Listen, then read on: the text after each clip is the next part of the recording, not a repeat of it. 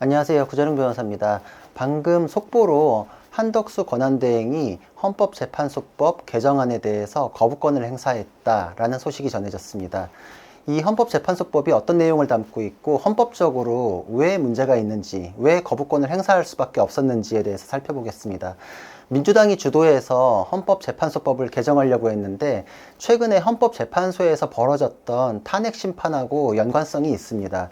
당시에 헌법재판관으로 마은혁을 임명해야 된다라고 민주당이 주장했고, 그게 여러 규정들에 의해서 가로막히자 법 개정을 시도했던 거 잘 아실 텐데, 민주당이 결국은 개정안에 집어넣었던 내용들이 어떤 것이냐면은, 권한대행은 국회가 선출하는 3인, 대법원장이 지명하는 3인에 대해서는 임명을 해야 하지만 대통령 몫의 재판관 3인은 임명할 수 없다.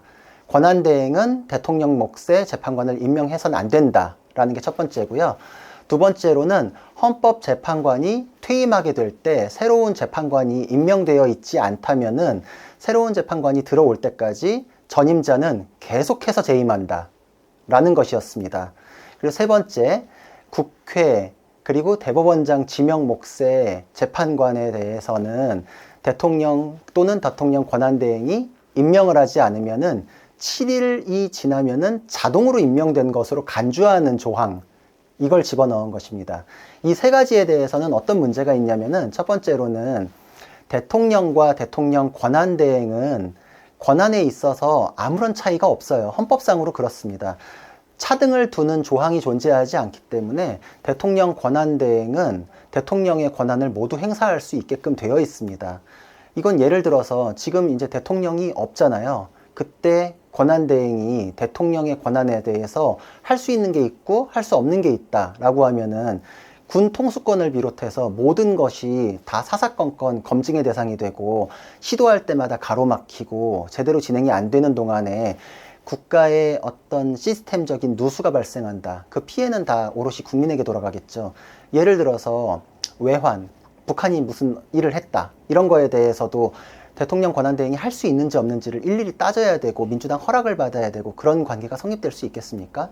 그래서 우리 헌법에는 대통령이 사고로 직무를 수행할 수 없거나 고리된 상태에서는 순서에 따라서 권한대행이 들어서고 대통령의 권한을 행사할 수 있다라고 되어 있고, 그 내용 안에서 다시 할 수 있는 게 있고 없는 게 있다 이렇게 따지지 않아요. 그냥 권한을 대행한다라고만 되어 있습니다.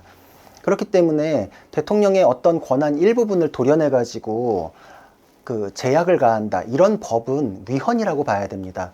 헌법에 정해져 있는 시스템대로 할 수 있게끔 되어 있는 것을 하위에 법이 못하게 한다 라는 건 가능하지 않아요. 이것을 정면으로 금지하고 싶으면 개헌을 해야 됩니다. 개헌을 하지 않고 국회를 장악하고 있기 때문에 입법권을 토행해 가지고 사실상의 개헌을 한다 라는 거는 그걸 위헌이라고 볼 수밖에 없죠. 헌법이 있고 헌법 정신을 받들어서 그 취지에 맞게 하위에 법률이 존재하는 것인데, 법률의 내용을 통해서 헌법의 내용을 바꾼다 라는 거는 가능하지 않아요. 그래서 개헌을 하고, 개헌이 그래서 정족수를 높게 설정해서 국민적인 공감대까지 이끌어낼 수 있게 하는 것인데, 그 과정을 모두 건너뛰고 법으로 뚝딱뚝딱 한다라고 하면은 의원들의 이해관계에 따라서 모든 시스템이 바뀔 수 있겠죠. 그걸 막기 위해서 헌법이 규정한 것은 법으로 쉽게 바꿀 수 없는 것입니다. 그러니까 권한대행에 대해서 헌법이 제약을 가하지 않는데 하위의 법률로 그걸 제한을 가하려고 한다라는 거는, 이거는 사실상 위헌적이기 때문에 헌법 체계와 맞지 않아서 거부권 행사가 타당하다라고 볼 수 있겠죠. 이거는 또 그동안 문제가 없다가 최근에 마은혁 재판관 넣으려고 할 때, 그리고 문영배, 이미선 재판관 퇴임하려고 할 때, 그리고 이완규, 함상훈을 권한대행께서 지명했을 때, 이때 문제가 비로소 불거지면서 민주당이 우리 뜻에 안 맞는데? 우리가 원하지 않는 건데? 라면서 최근에 논란이 됐던 것이잖아요. 그러니까 민주당이 자기네 정파적인 당리당략적인 입장에서 이 법을 추진한다라는 거는 국가적인 이득을 위해서 추진하는 게 아니기 때문에 더 문제가 되는 것입니다. 그래서 첫 번째로 대통령 몫에 대해서 대통령 권한대행이 임명할 수 없다라는 거는 문제가 있죠. 여기서 이제 그런 분들이 있어요.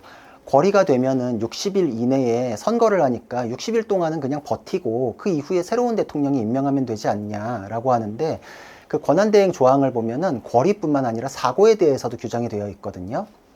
사고가 어떤 거면은 대통령이 있기는 있는데 직무를 수행할 수 없는 경우를 말합니다.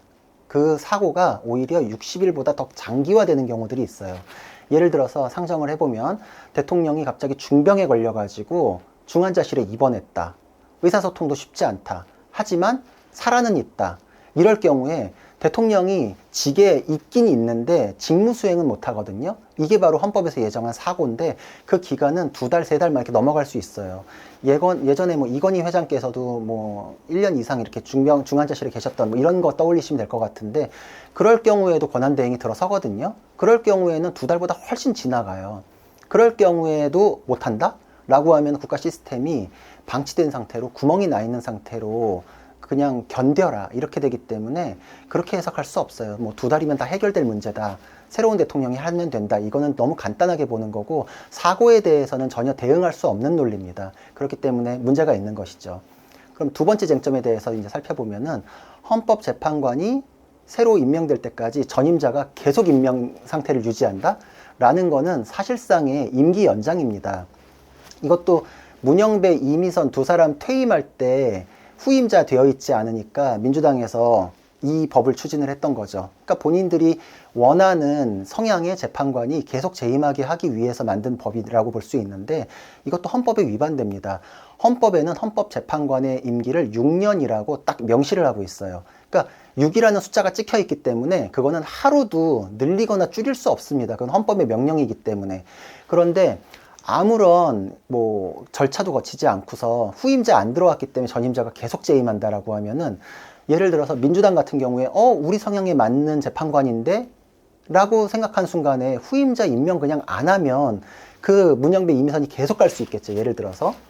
그러면은 오히려 어느 시점이 정해져 있을 때 여야의 협치, 타협, 토론을 거쳐가지고 그래도 합의점에 이를 수 있는 재판관을 뽑게 될 텐데, 이럴 필요가 없게 돼요. 더더욱이나 그런 토론이나 대화 필요 없죠. 그냥 내가 원하는 사람 임명되어 있으면 그냥 버티면 되죠. 논의 안 해버리면 되죠.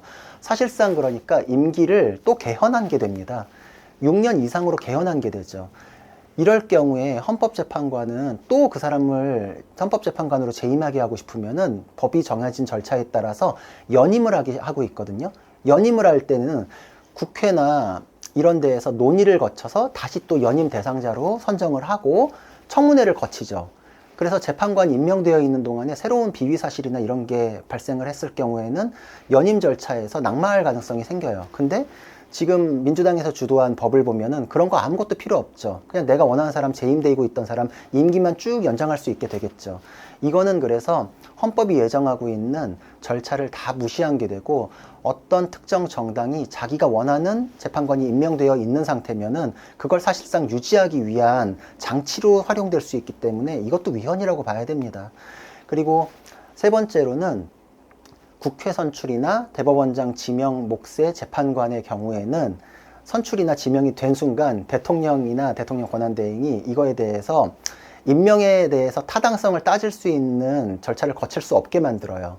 그냥 7일 지나면 자동 임명 간주예요. 그러니까 대통령의 임명권이라는 거를 사실상 형해화하는 것이거든요. 그러니까 이제 국회에서 우리가 선출했으면 그냥 이 사람은 헌법재판관 자동으로 되는 거다라고 선언한 거나 마찬가지입니다. 이것도 헌법에 규정되어 있는 대통령이 임명한다 라는 거를 7일 이내에 그 임명권으로 축소시키는 것이거든요.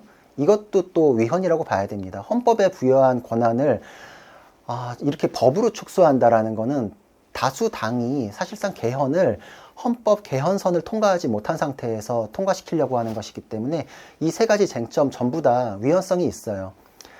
헌법에서 논하는 거는 정치의 일이라는 거를 충분히 보장하고자 하는 차원입니다.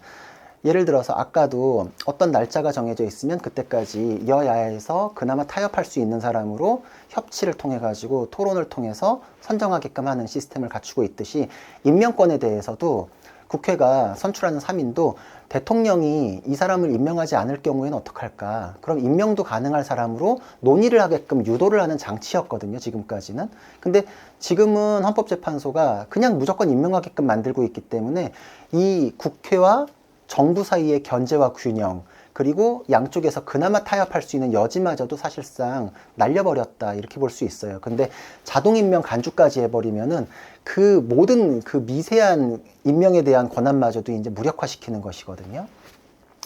이런 것들을 민주당이 자신의 당의 이익을 위해서 개정안으로 올렸다는 것 자체도 굉장히 비극적입니다. 최근에 이 탄핵 심판과 관련해서 이슈가 되기 전에 이런 법의 필요성에 대해서 단 한 번이라도 논의됐던 적이 있는지 한번 떠올려 보시면 답이 나온다고 생각을 해요. 나중에 정권이 바뀌고 정치 지형이 바뀌었을 때 국민의힘이 정권도 가지고 국회도 장악했다라고 했을 때 민주당이 이 법을 그대로 국민의힘이 활용한다고 하면 가만히 있을까요? 전혀 그렇지 않겠죠. 그래서 법이라는 거는 어느 쪽에 유리하게가 아니라 공평하게 해야 되는 것이고, 여야의 다수의 그 자리가 바뀌었을 때에도 수긍할 수 있고 최소한의 룰로서 작용할 수 있게 해야 됩니다. 민주당이 다수의 지위를 잃게 됐을 때 스스로도 원치 않고 그때는 그렇지만 지금은 달라요, 이제 이렇게 얘기할 것 같으면 하면 안 되는 것이죠. 저는 그렇기 때문에 헌법적으로 문제가 있는 것들이 맞다.